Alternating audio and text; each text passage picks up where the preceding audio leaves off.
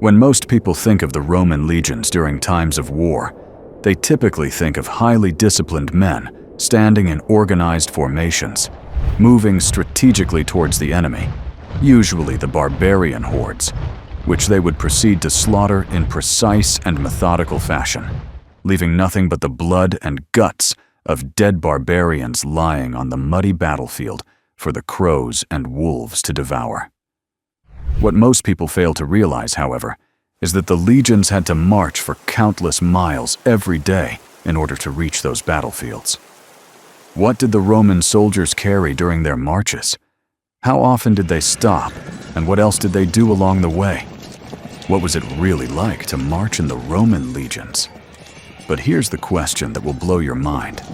How did these ancient warriors manage to march faster and farther than most modern armies, all while carrying enough equipment to make today's special forces weep? Stick around, because by the end of this video, you'll understand exactly how Rome's military machine turned ordinary men into the most feared marching force in human history. The burden of the march, what Roman soldiers actually carried. Let me paint you a picture that would make any modern hiker quit before they started. The Roman legionary carried what was called a sarcina, essentially a marching pack that contained most of his equipment, suspended from a pole slung over his shoulder. Think of it as the ancient world's version of a Swiss Army knife, but if that Swiss Army knife weighed about as much as a medium-sized dog and could kill you. Each soldier had to carry about 15 days' worth of basic food supplies with them, because apparently Roman generals believed in the better safe than sorry approach to meal planning. But that wasn't all. Oh no, we're just getting started. Each legionary carried about 5 days' worth of wheat, pulses or chickpeas, a flask of oil, and a mess kit with a dish, cup, and utensil. Imagine trying to explain to your gym buddy that your workout routine involves carrying around 5 days' worth of groceries while jogging a marathon. They'd probably suggest you find a new hobby. But wait, there's more. All soldiers carried a backpack suspended from a long pole, carried over his shoulder, and containing surveying equipment, a pickaxe, and wooden palisades or stakes. Yes, you heard that right. Surveying equipment. Because nothing says, "We're ready for war," quite like being prepared to measure some land while you're at it. The legionaries were additionally equipped with hoes, shovel pickaxes, and a crescent-shaped shovel to pick the turf. So essentially, every Roman soldier was part warrior, part construction worker, part surveyor, and part chef. Talk about a diverse skill set. And let's not forget their armor and weapons.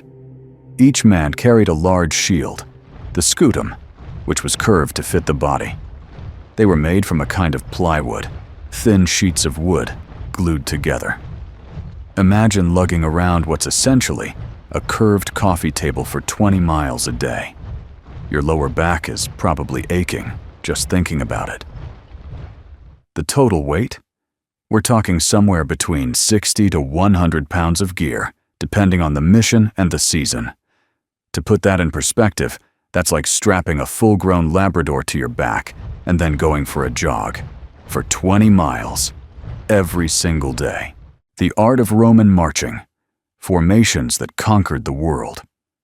Now, you might think that with all this gear, Roman armies would move like a sluggish parade float. But here's where things get really interesting. The Romans didn't just walk. They marched in formations so precise, they'd make a Swiss watch manufacturer jealous.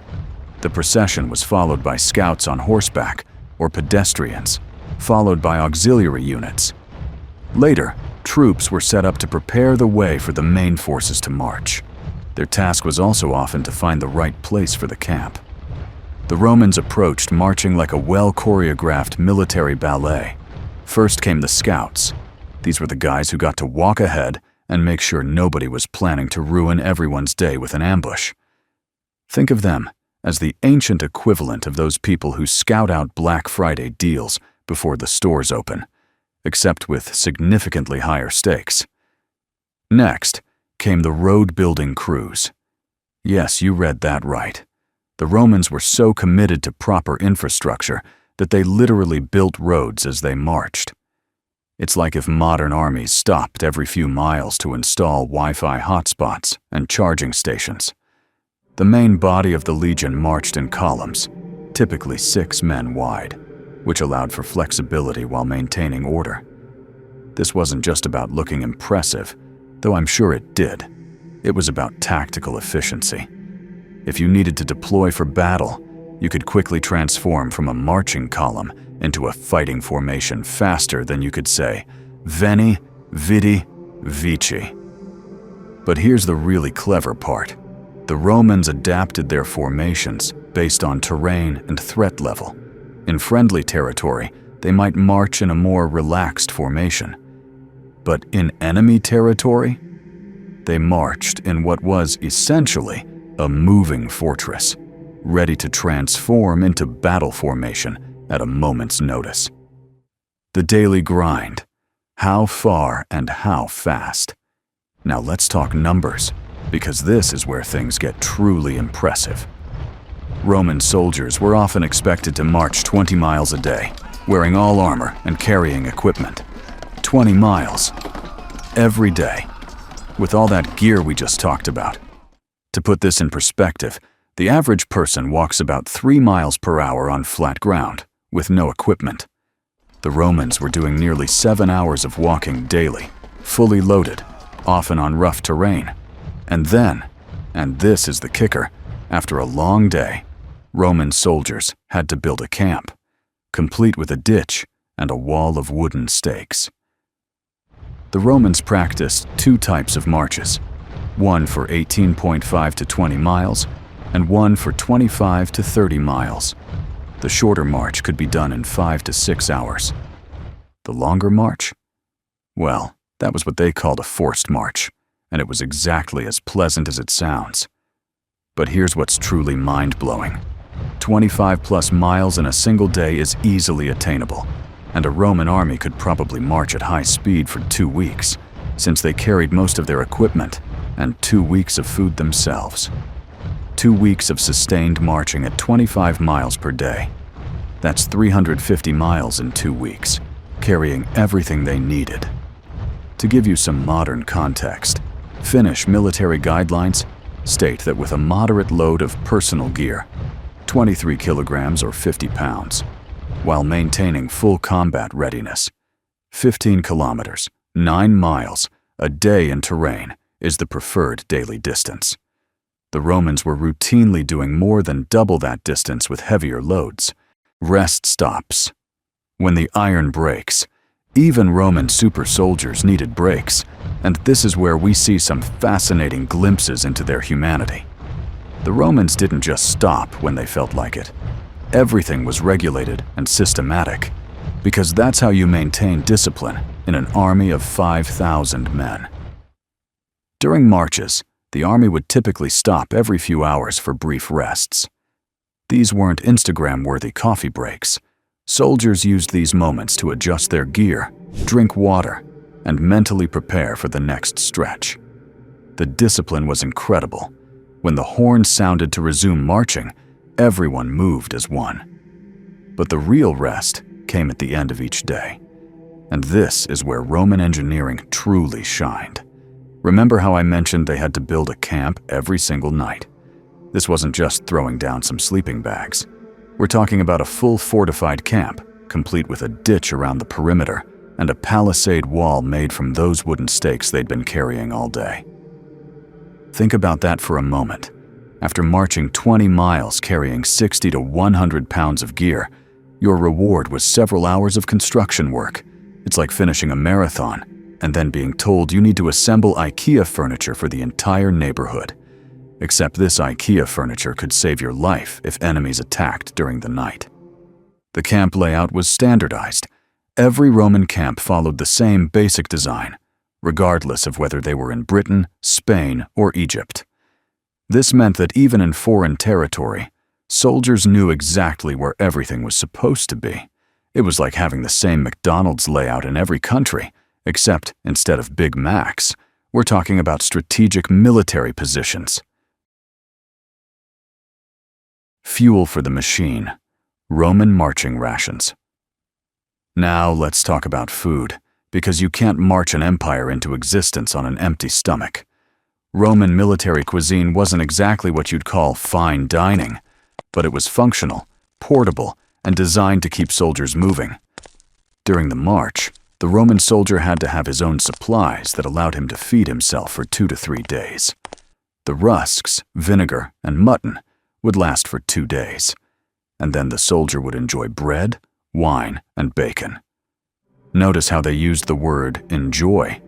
Apparently, after 2 days of hardtack and vinegar, regular bread and wine felt like a feast at Caesar's palace. The cornerstone of Roman military nutrition was something called buccellatum, essentially the great-great-grandfather of modern military hardtack. Hardtack is a simple biscuit made from flour, salt, and water. It is rock hard, baked twice at low temperatures for a very long time, ensuring that no moisture is left inside. Imagine eating a biscuit that could double as a weapon, because honestly, that's not far from the truth. Soldiers would often soak this stuff in wine or water just to make it edible. It was about as appetizing as cardboard, but it had one crucial advantage: it never went bad.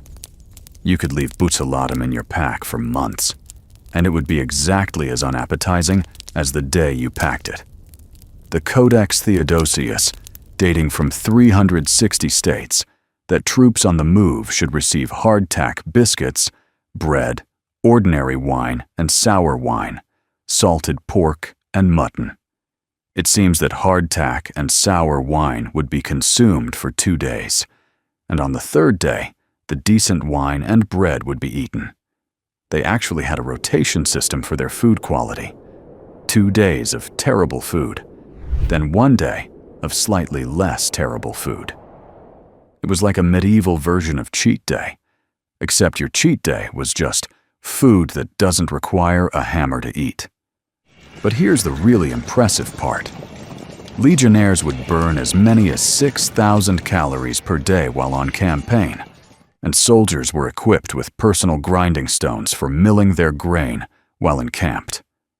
6,000 calories. For reference, that's about 3 times what an average person needs today. These guys were basically ancient calorie-burning machines, and they had to carry their own grain mill to keep up with their energy needs. The psychological warfare of Roman marching. Here's something that doesn't get talked about enough: the psychological impact of Roman marching discipline. Imagine you're an enemy tribe, living peacefully in your village, when suddenly you hear it. The rhythmic sound of thousands of hobnailed boots hitting the ground in perfect unison, getting louder and louder. These hobnails were similar to the modern cleat, and were for giving good grip and traction when marching over rough ground, along with keeping the caliga from wearing out. It didn't hurt that they also provided good traction when walking over the enemy when he had fallen. That last bit isn't just practical, it's psychological warfare at its finest. The sound of a Roman legion on the march was unmistakable. Thousands of soldiers, all moving in perfect synchronization, their gear clanking rhythmically, dust clouds rising from their passage. It was like an ancient version of the Imperial March from Star Wars, except this was real, and it was coming for your town. The Romans understood that half the battle was won before the fighting even started. When local populations saw a Roman legion approaching, this perfectly organized, identically equipped, unstoppable force, many would surrender without a fight. And honestly, who could blame them? You're facing people who march 20 miles a day for fun and consider building a fortress a relaxing evening activity. The engineering marvels, building while walking. One of the most remarkable aspects of Roman marching was their ability to literally build their empire as they walked. This wasn't just about conquering territory. It was about permanent infrastructure development on a massive scale. The Romans also had a device for marking out a grid of rectangles. It was called groma. Thanks to this device, They were able to accurately set out camps and settlements. Every Roman soldier was, in essence, a walking construction company. They didn't just show up, fight, and leave. They stayed, built roads, established camps, and created permanent Roman presence. Think about the logistics of this for a moment. A Roman legion wasn't just 5,000 fighting men. It was a mobile city. They had engineers, surveyors, construction workers, cooks, medics, and administrators, all packed into one marching unit. It was like if a modern military combined forces with a construction company, a surveying firm, and a city planning department. Every night, they built a temporary city. Every few months, they might build a permanent one. Roads connected these settlements, creating a network that lasted for centuries. The phrase, "all roads lead to Rome," wasn't just a saying. It was a physical reality created by marching soldiers carrying surveying equipment and construction tools. The human cost, what this life really meant. Behind all these impressive statistics and military achievements were real people enduring incredible hardship. Let's not romanticize this. Life as a marching Roman legionary was brutal beyond modern comprehension. Consider the physical toll, constant marching on ancient roads, which, despite their reputation, weren't exactly modern highways, carrying enormous loads, sleeping on the ground in all weather conditions, eating the same monotonous rations day after day, year after year. The average enlistment was 25 years. 25 years of this lifestyle. To put that in perspective, that's longer than most people's entire careers today, spent walking across an empire with everything you own strapped to your back. Injuries were common, and medical care was primitive. A twisted ankle or back injury on the march could mean falling behind. And falling behind often meant death, either from exposure or enemy action. There were no helicopters to evacuate wounded soldiers, no field hospitals with modern equipment. Yet somehow, these men not only endured, but thrived. They created an esprit de corps so strong that Roman military units maintained their identity and traditions for centuries. Veterans would return to civilian life and immediately start organizing their communities along military lines, because that's all they knew. The weather factor. Marching through hell and high water. Roman legions didn't have the luxury of checking the weather forecast and deciding to postpone their march until conditions improved. They marched in scorching desert heat, through alpine snowstorms, across rain-soaked Celtic forests, and along frozen Germanic rivers. In summer campaigns, soldiers had to deal with heat exhaustion while carrying all that equipment. Imagine doing a 20-mile hike in Arizona during July while wearing 60 pounds of gear and armor. Water was a constant concern. Roman camps would typically be built near water sources, but each soldier would have to carry his water for the day's march in a water skin. Winter campaigns were equally brutal, but in the opposite direction. Soldiers marched through snow and ice, often in hostile territory, where they couldn't count on finding shelter or supplies. Personal items might include socks and breeches for cold weather, and a semi-water-resistant oiled woolen cloak, but this was hardly adequate protection against harsh winter conditions. The Romans' ability to maintain military operations year-round, in any weather, gave them a huge strategic advantage. While their enemies were huddled in their settlements waiting for spring, Roman legions were still moving, still conquering, still building their empire one step at a time. The social structure of the march. A Roman legion on the march wasn't just a military unit. It was a mobile society with its own complex social hierarchy and relationships. Within each century, the basic unit of about 80 men, soldiers formed bonds that lasted for decades. These weren't just work colleagues. They were men who literally carried each other's lives in their hands every day. The centurions, the officers who led these centuries, were often promoted from the ranks. They had earned their positions by proving they could not only endure everything their men endured, but excel at it. A centurion didn't just give orders from the back. He carried the same equipment, marched the same distances, and often led from the front in battle. This created a unique military culture where leadership was based on proven competence rather than birth or political connections. If you couldn't march 20 miles a day carrying a full pack, you couldn't command men who did it every day. The result was an army that functioned more like a brotherhood than a typical hierarchical organization. Veterans would look out for newer recruits, teaching them the tricks of efficient packing, proper marching techniques, and how to make botulism slightly less inedible. Legacy of the March. How walking built an empire. So here we come to our answer. How did Roman soldiers manage to march faster and farther than modern armies, while carrying more equipment? The answer lies in a combination of factors that modern militaries have never been able to fully replicate. First, selection and training. Roman recruitment wasn't about filling quotas. It was about finding men who could handle this lifestyle. The training was so intense that many recruits didn't make it through. Those who did were genuinely elite physical specimens. Second, gradual adaptation. Roman soldiers didn't start by marching 20 miles a day with full equipment. They built up to it over months and years of progressive training. Their bodies adapted to carrying heavy loads over long distances in ways that modern soldiers, with their shorter service periods, never can. Third, equipment design. Every piece of Roman gear was tested and refined over centuries of use. The furca-carrying pole distributed weight more efficiently than modern backpacks.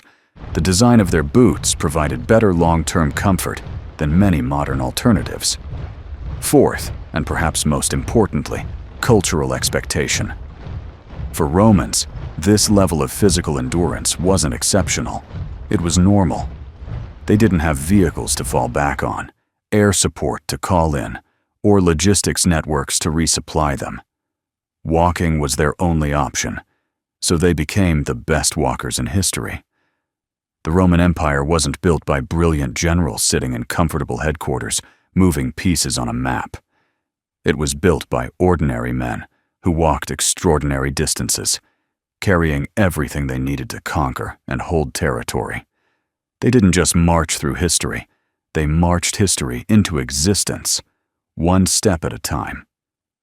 When we talk about Roman military might, we usually focus on their tactics, their discipline, their engineering.